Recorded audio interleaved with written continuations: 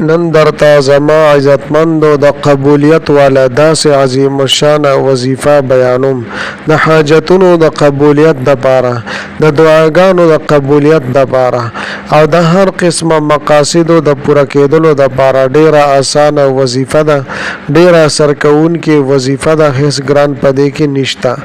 دا وظیفه ډیره کار آموده او منل شوی وظیفه ده. ان شاء الله تعالی د ستاسو تمام ناممکنه حاجتونه به الله جل شانه پوره کړي، ځکه چې دا قبول کړی شوی وظیفه ده او کامل یقین او مضبوط یقین زمونږ د الله جل شانو په ذات باندې وي. هم دا الله تعالی به زمونږ او د ستاسو تمام ناممکنه حاجتونه د دې وظیفې په سبب باندې پوره کوي. زما عزتمندو دا نننۍ وظیفه یو طاقتوره وظیفه ده او ډیره قیمتي وظیفه ده. علماء کرامو، بزرگان دین او دا رنګ د احادیث مبارکو په غټو غټو کتابونو کې دا عمل را نقل کړی شوی دی. زما عزتمندو د دې کې یو صحابي واقعیا هم د غیر نقل کړی دا. فرمایي چې یو صحابي هغه 2 رکعات نفل وکړه او بیا دا دعا وغوښتله کومه چې عزت سوته بیانوم چې په دې کې اسم اعظم دی او په دې کې د الله جل شانه څلور نومونه دي. نو زما عزتمندو کله چې دغه صحابي 2 رکعات نفل وکړه او دا کلمات مبارکه ولست، نو د کلمات مبارکه نبی کریم صلی الله علیه و آله وسلم واوریدل.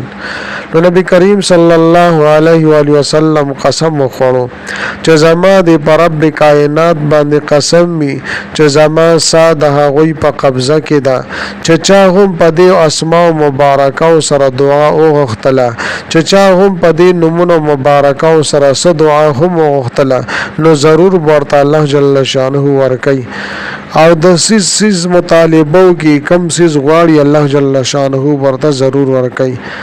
زما عزتمندو د دې نومونو په ذریعہ باندې چې کوم یو انسان د الله جل شانه نه څه دعا هم غواړي، د کوم حاجت طلب کی او د کوم مشکل د پاره دا دعا غواړي، نو دا الله جل شانه به د دې انسان دا تمام دعاګانې قبلي او دا تمام حاجتونه به الله جل شانه پوره کوي او مشکلات او پریشانی به کریم رب ختمي.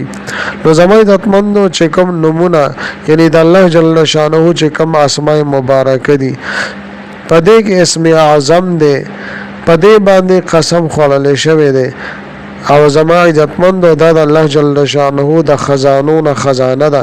لہذا زما عزتمندو که چېرې تاسو غواړئ چې موږ ته د رب کائنات د خزانو نه خزانه ملو شي، نو زما عزتمندو د الله جل شانه په خزانو کې د هیڅ څیز کمی نه راځي.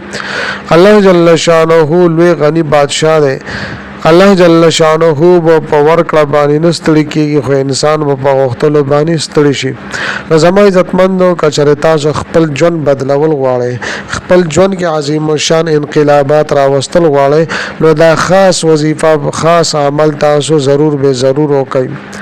زما عزتمندو زمونږه بس حاجتونه وي، زمونږه بس قرض وي، زمونږه بس کاروبار وي، الله جل شانه په دې سره غټي غټي مسلې حل کوي او د لوی لوی پریشانونو الله جل شانه بنی آدم ته نجات ور نصیب کوي. زما عزتمندو دا وظیفه ډېره زیاته آسانه ده او ډېر آسان طریقې کار دی. د هر قسمه مشکلات او د ختمولو لپاره تاسو دا وظیفه کولی شئ. د تاسو د رشتې مسله وي یا په نکاح کې مسله وي، د هغې لپاره هم تاسو دا وظیفه د عمل کولی شئ. د کاروبار ترقی د پاره د روانۍ د پاره هم تاسو د وظیفه کولی شئ. د عزتمندو د تاسو قرضونه وي، د غرونو عمر قرضونه ولې نه وي، کم یا زیات تاسو د وظیفه د عمل وکئ. ان شاء الله تعالی چې څه هم تاسو د الله جل شانه نه غواړئ، ضرور الله جل شانه د تاسو دغه تمام حاجتونه پوره کوي.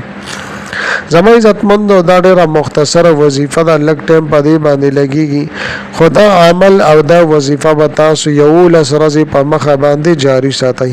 ان شاء الله تعالی په دې 11 ورځو کې دنه الله جل شانه د تاسو تمام حاجتونه پوره کړي.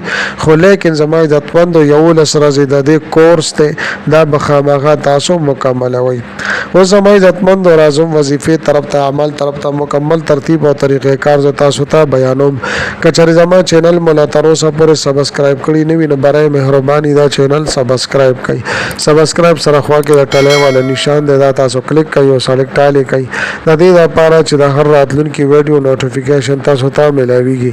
زما عزتمندو زما د حوصله افزایي لپاره ویډیو ضرور لایک کړئ او لاندې کمنټ کې تاسو ماشاءالله سبحان الله جزاک الله یا دې په شان نور خلق الفاظ منشن کوي ولیکئ دې لپاره چې مال حوصله افزایي ملاویږي او نو ډېر خلق وظایف زه تاسو ته په دې چینل کې راوړم.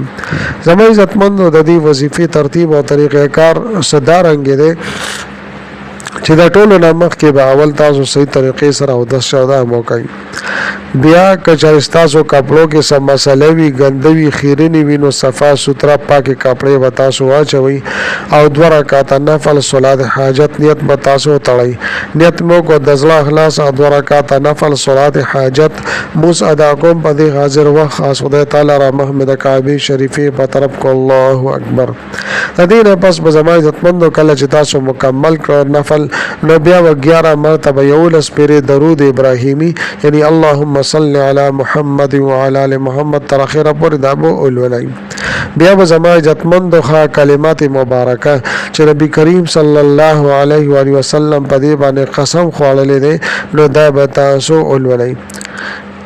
اللهم إني أسألك بأن لك الحمد لا إله إلا أنت المنان بديع السماوات والأرض يا ذا الجلال والإكرام يا حي يا قيوم. نو دا به زما عزتمند 100 پیری وای دا به 100 پیری 100 مرتبه 100 ځلې به تاسو دا وای. بیا تاسو څه دعا هم تاسو ان شاء الله تعالی صرف دعا غواړئ د دعا د پر لاس پورته کوي ځکه نبی کریم صلی الله علیه وسلم په قسم خوړلې چې چا هم په دې اسماء مبارکه باندې څه دعا هم وک الله جل شانه به ضرور دعاګانې قبلې. زما عزتمند د دین تاسو اندازو لګوي چې په دې وظیفه کې په دې عمل کې وسمره ډېر لوی طاقت وي سمره قیمتي وظیفه ده سمره قیمتي عمل ده ان شاء الله تعالی تاسو جون الله جل شانه بدل کی تاسو ورته حیرانه پاتې شئ. زما عزتمندو تاسو یو ضروری خبره دا ووري چې استقامت سره به تاسو یو عمل کوئ دا نه چې 3 ورځې تاسو وظیفه وکړه تاسو کارو نشو نو بس تاسو پرې خو دا لازم عزتمندو دا عمرې شی د وظایف په تاسو کوئ دا به تاسو تر هغه وخت پورې وظایف جاری ساتئ تر کومه پورې تاسو مشکلات نه ختم شي.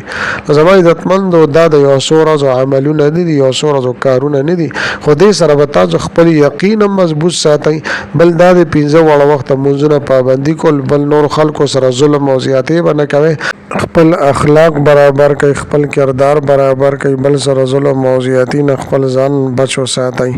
زما عزتمند ډېره بهترینه مجرب وظیفه او عمل د خپل هم کوي او ورونو دوستانو سره هم د صدقې جاری په سره شیر کوي. ملاوي کوم بتاو سره بل ویډیو کې بل وظیفه سره تر هغه وخت پورې مال اجازه را کوي د لوی الله په امان.